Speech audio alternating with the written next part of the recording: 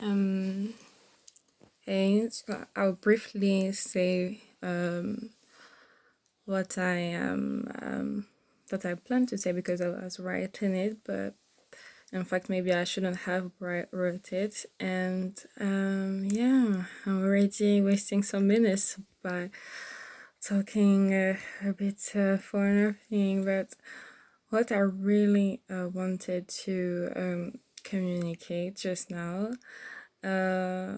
Normally, if you're watching a video, it means that when how you are speaking English is more or less all right. And I'm particularly thinking about all the students who are like looking for ways to study English literature, like in higher education, when it's not your first language. So, for example, me, I'm thinking about for when you're French and you are actually trying to express yourself in a foreign language and that you want to study it, and yeah, you want to just study it. Maybe I will edit and say whatever comments I need to say in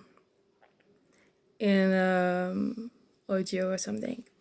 So I just I just took one edition that is for kids, for bookwise, yeah, and this edition of book is written by one author that is writing for kids, yeah, and the name of this author is David Williams. For my smaller sister mine, she read this in French, and I think she was about 13 years old to 15 years 14 years old. I don't remember really the age that she was when she read it, but yeah, she read it. And it's normally written for children, so the vocabulary is not supposed to be really high, and guess what? When I read it in English, you can see the title of it here. Yeah, the edition. When I read it, just half of it.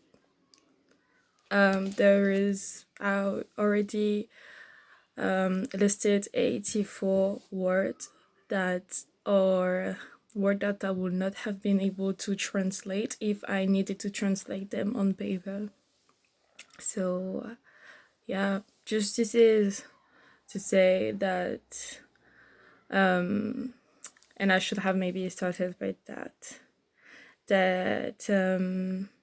academic level, in a term of language, you don't need to particularly live in the foreign country to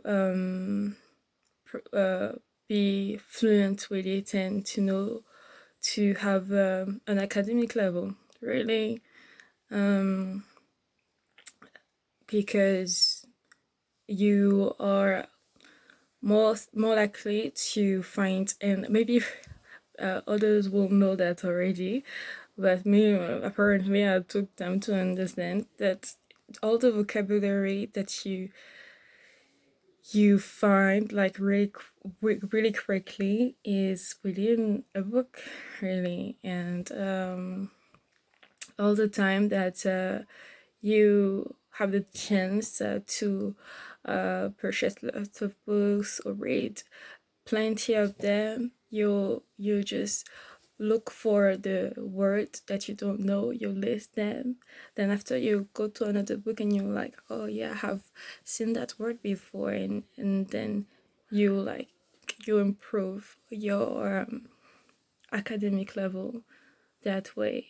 Because I am saying that this is, I think, my conclusion of it, almost my conclusion of it.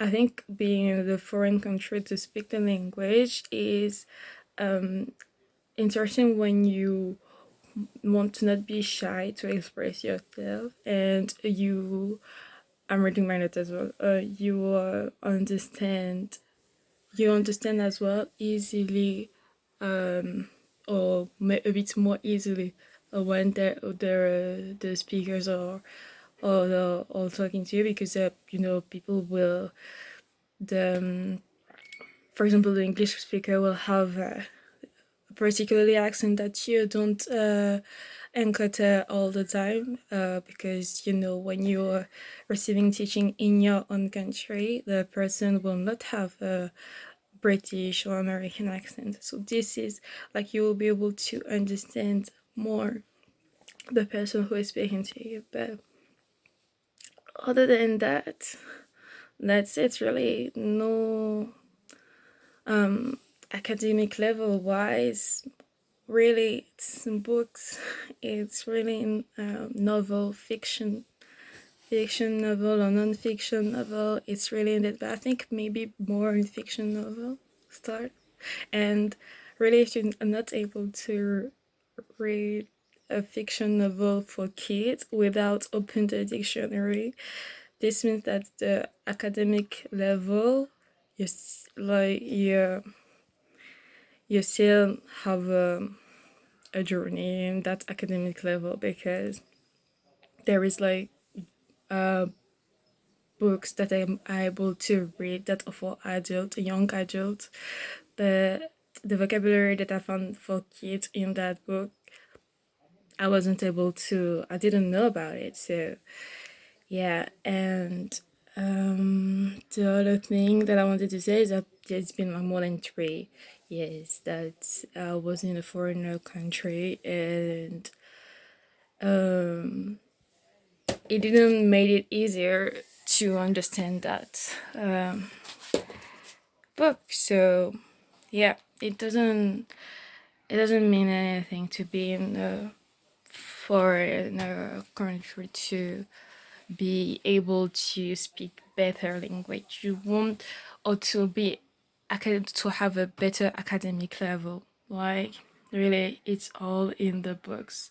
You can do this or within the country that you're living. Well, that was my point, and I think that I will need to edit that